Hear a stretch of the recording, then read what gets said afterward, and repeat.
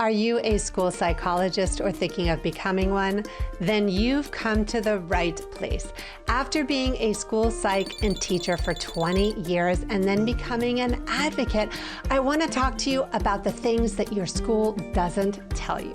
That's why inside this video, I'm going to take you behind the scenes of the 7 things that I wish I knew before becoming a school psychologist, so you know what to do and how to do it to land the best school psych position for your needs. Hey, what's up? I'm April Rarig, your special education advocate to make IEPs and 504 plans so much easier. If you're new here, go ahead and click on that subscribe button and make sure to follow us on Instagram at Rise Ed Advocacy. Here's what you need to know about school psychologists. As of 2025, there's between 55 and 62,000 school psychologists in the United States today. Here's what they don't tell you. Pro tip. Our field is exploding in growth. What am I talking about? There's over 8 million kids with IEPs and over 8.5 million with 504 plans. Oh my goodness, that's a lot of kids who need help.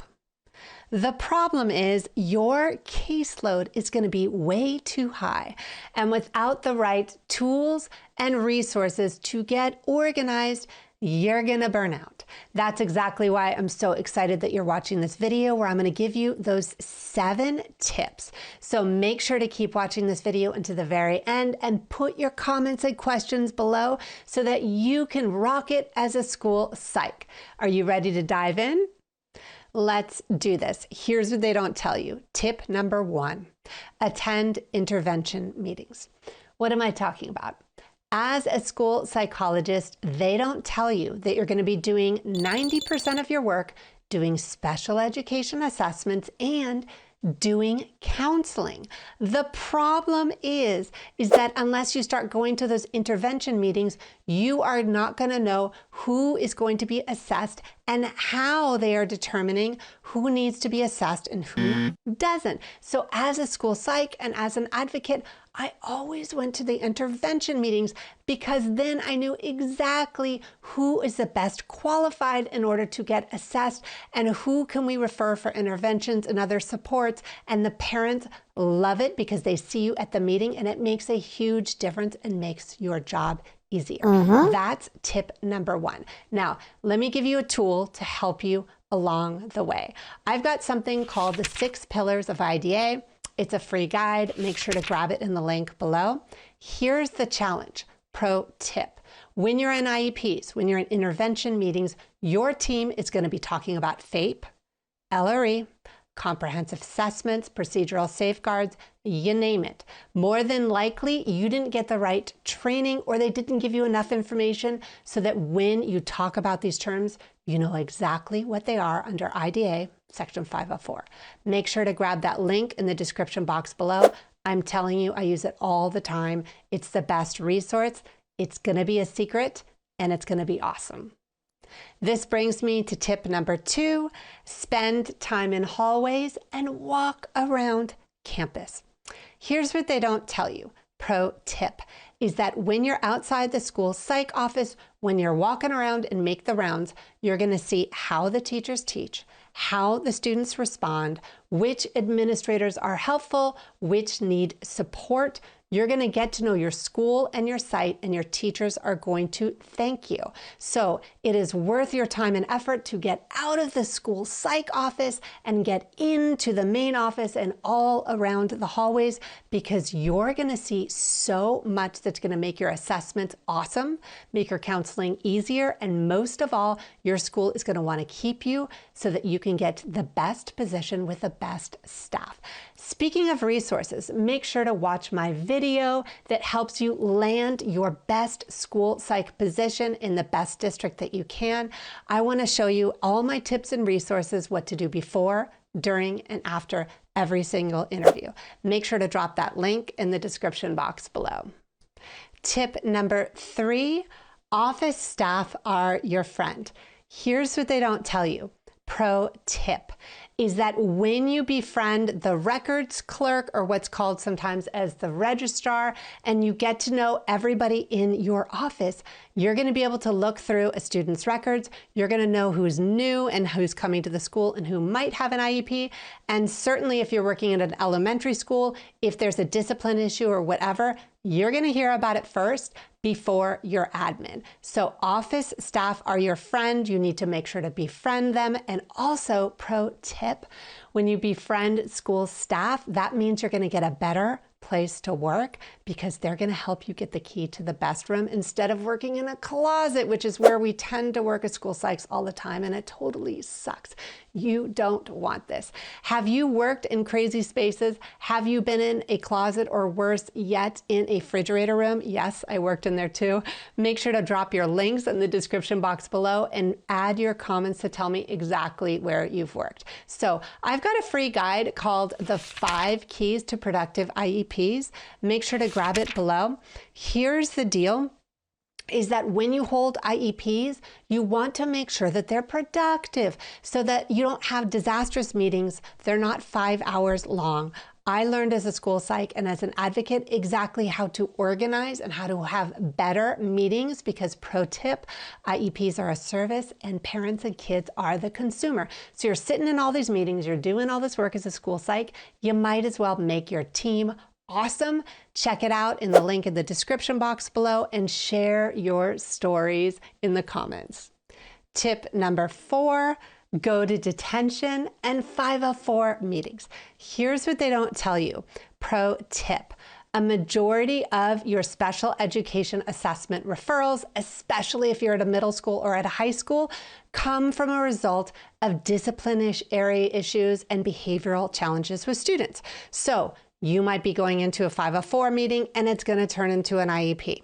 You might be hearing about a suspension or, pro tip, an expulsion or a manifest determination review, also known as an MDR, and you're going to get those as a school psych. So when you go to detention, you know who the frequent flyers are, meaning the students that are always in the office and are going to become special education students anyways because they actually have a perceived or actual disability and need additional support. So when you go to detention, when you go to those 504 meetings, it saves you time, it saves you effort, and the parents love you because you're already involved in the process before even the assessment begins. So make sure to check out my video, IEPs and Discipline, Know Your Rights.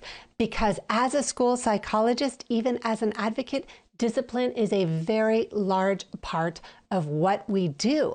And that's exactly why you want to know under IDA law really what the law truly says. Because when I was a school psychologist, I thought I knew and I really didn't get training. So I want to give you all my tips and resources and exactly what they don't tell you on the job so that you can advocate like a pro.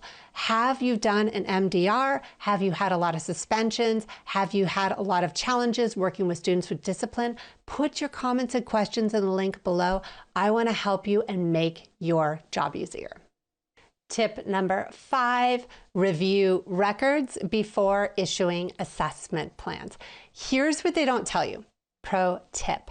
When you have an initial special education assessment, you can talk to the parent before issuing an assessment plan so you know exactly what the reason for referral is. Because more than likely, unless parents have worked with someone like me as a special education advocate or know how to rock an amazing special education assessment request letter, you might not get clarity as a school psych in terms of what they are asking for, what type of evaluations, the scope and sequence of the assessment. So gold standard special education assessments mean you talk to the parents before so you understand the reason for referral and you can issue the best assessment plan. That also is true for triennial reviews and what's called a reevaluation. Pro tip. When I was a school psychologist, I would make sure in advance to map out when I do assessment plans. Pro tip, that's going to be talked about in just a minute. And most importantly, I looked through the records before issuing them so I knew how big or how small to scale my assessments, but I always spoke to the parent and I worked directly with the parent. It saves you time, it saves you effort, and I promise you your families are going to love you because you're talking with them throughout the entire process. It is absolutely worth it. This is exactly why I created a meeting toolkit. And what's awesome about this digital guide is it has sections on accommodations versus modifications. It has a prompt hierarchy. It clarifies the 4 different types of accommodations. I've got a bell curve in there. I've got all sorts of descriptions and acronyms out there about school psychs and standardized test scores. It makes your job easier. Instead of you talking about something, you can just point to a guide. It gives clarity and transparency during the process so your families and teachers use it. I use it as an advocate. I used it as a school psych. Grab it in the link in the description box below. Tip number 6, map out special education assessments. Here's what they don't tell you. Pro tip. If your student already has an IEP, you don't have to wait until June when their triennial review is due. You can actually work with your school and map it out. And that's exactly what I did as a school psychologist. I would get with our team at the beginning of the year and we would say, oh, we would have 20 evaluations due in May. We knew that was when the transition meetings were. And so we would push them up. Of course, we would speak to the parents in advance. It was so much easier and it made IEP season, because this is real and it's a huge problem in special education. It spaced things out, it made it easier, and the families loved it because they didn't have to wait the entire year to get the meetings done.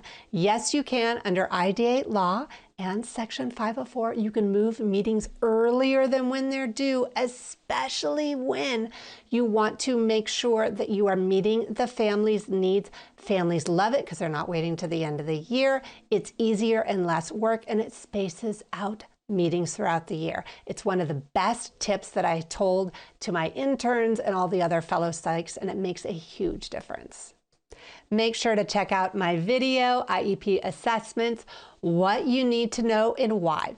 It maps out special education assessments in terms of starting from the reason for referral through the entire assessment testing process, and most importantly, through the recommendations and how to connect them with the IEP, because yes, it needs to be connected. So whether you are a starting school psych or you're a seasoned school psych as well, the video walks you through the entire process. Make sure to grab it in the link in the description box below. Speaking of reports, make sure to check out my Understanding Report workshop. It takes about 1 day to complete. As a school psychologist, more than likely, you got very minimal training when it comes to understanding the reason for referral, connecting it through the entire evaluation process, how to write the gold standard of special education assessments. And so when someone like me, the school psychologist and advocate, comes in, you know how to make your assessment legally defensible, consumer friendly, and most importantly, strength-based and person-centered.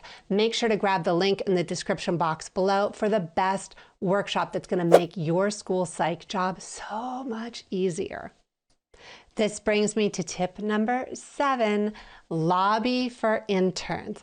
Here's what they don't tell you. Pro tip, that once you're a seasoned school psych, depending on your state rules and regulations, having an intern, having a practicum student is an amazing experience. And pro tip, it can save you time and effort because yes, you're spending extra time to train them. However, they can help you go do observations. They can help you during the assessment process. They can be your eyes and ears.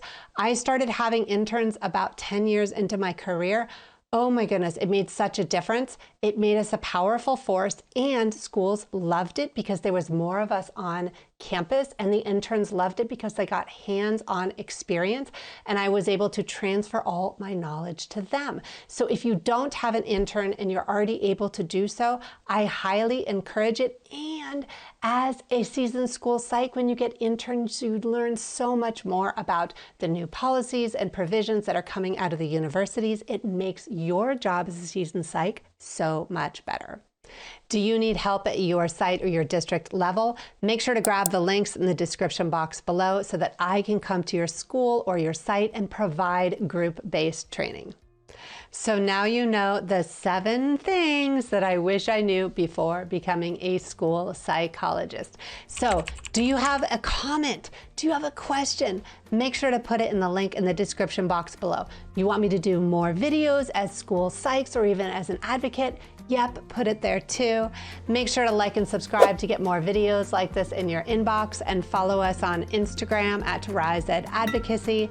Grab all those links in the description box below so that you can land the best school psych position and make your job so much easier.